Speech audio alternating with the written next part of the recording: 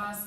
prodhimit vendor dhe kërkesës së jashtëzakonshme për konsum e cila rritet gjatë kësaj periudhe, atëherë importojmë energjinë elektrike dhe të bëjmë thirrje për kursim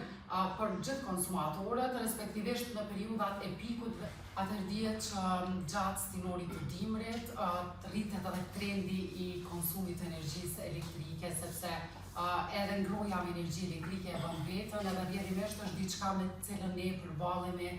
pothuajse çdo stinor dimror. Ajo çka është e rëndësishme është që ne si kompani gjithmonë tentojmë të mbulojmë kërkesën për konsum e cila normalisht rritet dhe për me përmbyll këtë gepi në mes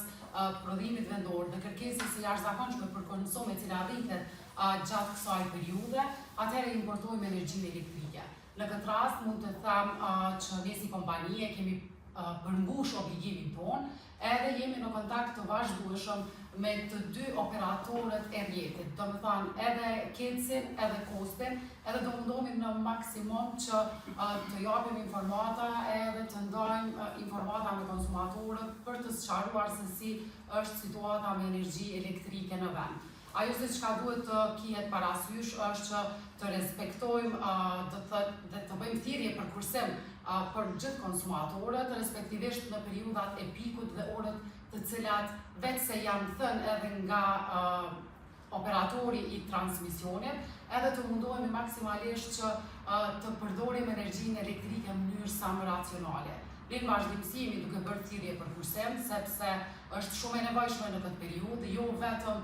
për sistemin, por edhe për gjepin e konsumatorit. Dihet që edhe në këtë periudhë, si çdo dimër tjetër, ne po mbulojmë gjithë energjinë elektrike sa është e nevojshme dhe sa kërkohet nga ana e konsumit prej konsumatorëve dhe rrjedhimisht ne do jemi në kontakt të vazhdueshëm ashtu siç e thash më parë dhe do ju mbajmë të informuar për secilën çështje.